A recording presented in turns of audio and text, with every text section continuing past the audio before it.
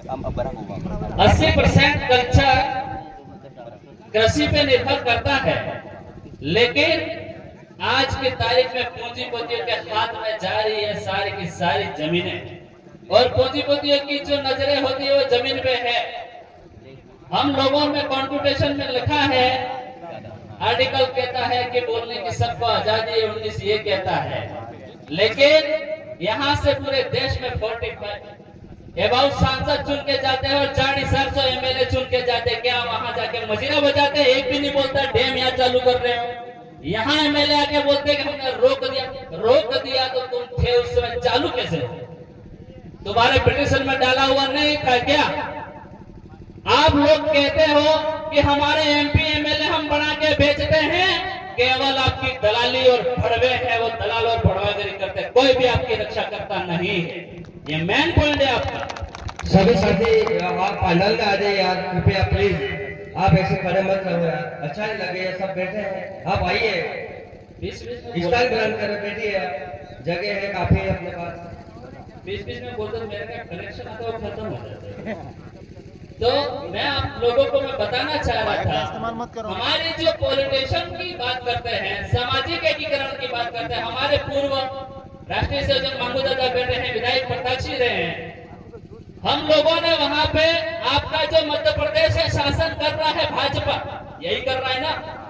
वो तुम्हारे मामा कहाँ गया? मामा नकली मामा भांजे जेल में जा रहे हैं, मामा क्या कर रहा है? कंस मामा, ऐसे मामा पैदा करते उसको ध्यान में नहीं है। पहले नाश्ता तक कूदता था, मुख्यमंत्री बना तुमने ही बनाया, यही जनता ने बनाया, इन्हीं जनता ने एमएलए बनाया, इन्हीं जनता ने आपको बनाया। अब समझ में नहीं आ रहा हम लोगों को। ये भाजपा को हम उधर राजस्थान वाले टांग हर 5 साल में टांग देते, औंधा कर देते हम हर 5 साल, क्योंकि हमारे भंवर दादा परमार की आइडियोलॉजी की वजह से 4 एमएलए और 1 सांसद बना। इसी आइडियोलॉजी की वजह से आप करोगे तो 2028 में आपको भी ये सरकार को उल्टा टांग देंगे, आपकी कोई नौबत नहीं आएगी। आप लोग हमेशा एक होते हो, जनसंख्या एक्लूड करते हो, जनसंख्या दिखाने की कोशिश करते हो, सोशल मीडिया के माध्यम से जनसंख्या दिखती है, जनसंख्या की आपकी गिनती दिल्ली में नहीं गिनी जाती है। ये सबसे बड़ी कमजोरी है। क्यों? क्योंकि आपका इंक्लूड नहीं होता है, यहाँ का वोट बैंक होता है, वो इंक्लूड होता है। जैसे कि जो चुनाव लड़ा उसका इंक्लूड होता है कि 40,000 लोग एक हो गए। ये कौन सा जिला पड़ता है? झाबुआ। झाबुआ से चुनाव कौन लड़ा था? हमारे इधर कांतिलाल जी। तो हमारा जो कैलकुलेशन होता है तो कम से कम हमारा लोगों का वोट बैंक ये होता है, ये कहता है कि यहाँ के लोग इतने एक हो गए। आपका कहते हैं कि राजनीतिक नहीं करनी चाहिए, तो राजनीतिक नहीं करनी चाहिए, सब संविधान लागू हुआ तो वोट तो आप देते।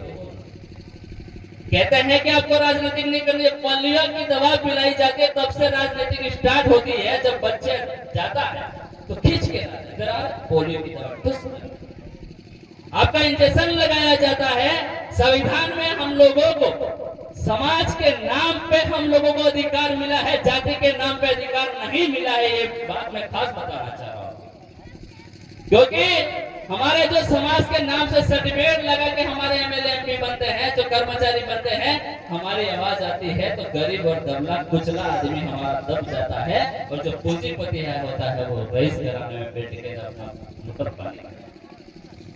आप लोगों को हम बताना चाह रहे हैं कि हमने हमारी जो जनसंख्या है वो जनसंख्या मध्य प्रदेश की और राजस्थान की बॉर्डर को लेस कर दिया, इसलिए कर दिया कि हम लोग एक नहीं हो पाए। यहाँ का पानी हमारा मैजिक में जाता, तभी तो हमको पीने मिलता है और अन्न पैदा करते हैं। ताकि हम लोग सोच रहे हैं कि हमारे भाई एमपी में भी अभी दुखी है, तो हम लोग भी वहां से आए हैं कि इनकी भी समस्या है तो हम जाके बोले। एमपी की जब आवाज आती है तो मध्य प्रदेश वाले कहते हैं, राजस्थान वाले में अगर समस्या आती है तो मध्य प्रदेश वालों को आना चाहिए, राजस्थान की समस्या है तो मध्य प्रदेश वालों में, मध्य प्रदेश की समस्या है तो राजस्थान वालों को आना चाहिए। इस लोगों को हम लोगों को जो हमारे पहले थे होंडल साधु को होंडल, यानी कि एक का काम नहीं होता था तो आय के बिना दूसरे काम करते थे, ये काम होना चाहिए। दूसरी बात बता रहे हैं हम लोग कि धर्म के नाम पे आप लोगों को लूटा जा रहा है, खचोटा जा रहा है। अभी मैं रास्ते से आ रहा था और मेरा मिला, बोल रहा था कि कुंभ के मेले में जा रहा है। वाह गजब कर दी, जाते रहो। क्या था कि मतलब वो तो पहले वाले थे, वो तो सॉफ्ट हिंदू थे, हम तो हार्ड हिंदू थे। मैंने कहा हिंदुत्व में दो हिंदुत्व, एक सॉफ्ट और एक हार्ड। गजब कर दी कि हार्ड हिंदुत्व अलग, सॉफ्ट हिंदुत्व अलग। मैंने कहा ये कैसे हो रहा है? मैंने कहा हार्ड का मतलब कठोर होता, सॉफ्ट का मतलब नॉर्मल होता। हिंदुत्व में दो हिंदुत्व। अरे भाई ये लोग हर बैनर के नीचे आपको मिल जाएंगे, चाहे आपका पीला हो या लीला हो या गीला हो पीला हो, तारंगी, हर नीचे आपको मिल जाएंगे।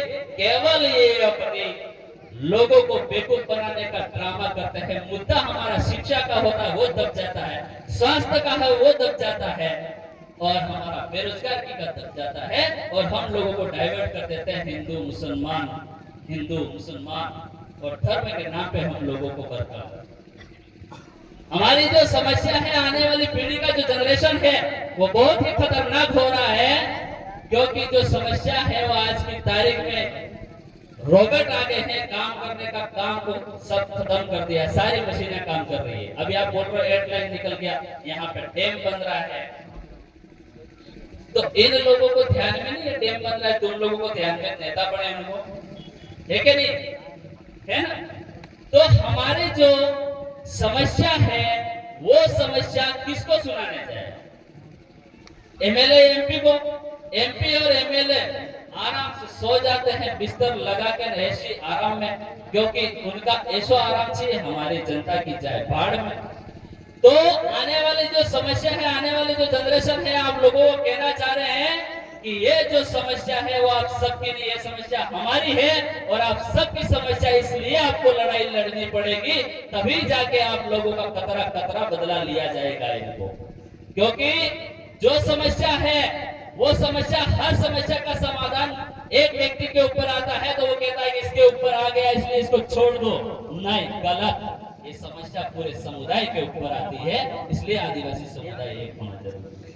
मैं आप लोगों को ये बताना चाह रहा हूं। दूसरी मैं बात बताना चाह रहा था कि हमारी जो अंदर जमीन के अंदर जो जितनी सारी धातुआ है, वो इतनी सारी धातुओं का अगर टैक्स ही मिल जाए तो मुकेश अंबानी से बड़ा पैसे वाला आदिवासी बन जाए। इतना बड़ा 85,000 करोड़ कैलकुलेशन करे तो इतना पैसा इस खनिजों का टैक्स का है। एक आदमी करोड़पति बनेगा, लेकिन किसने पीएचडी एमएससी की है तो 85,000 करोड़ जीरो कितने होते हैं वो भी नहीं रहता। इतनी सारे टैक्स मिलना चाहिए, लेकिन हम लोगों को ये टैक्स नहीं मिलता है। इसका कारण यह है कि हम लोगों को मालिकाना अधिकार तो दिया 5वीं और 6वीं अनुसूची में, लेकिन धरातल पे लागू है, अमल में नहीं लाए।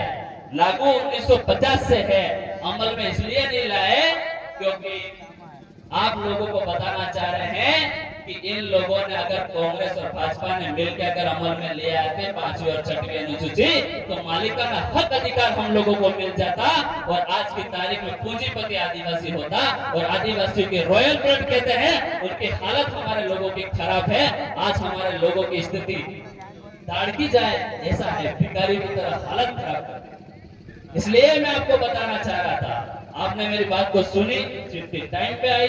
धन्यवाद आपको, लाख लाख जोहार, जय जोहार, जय आदिवासी।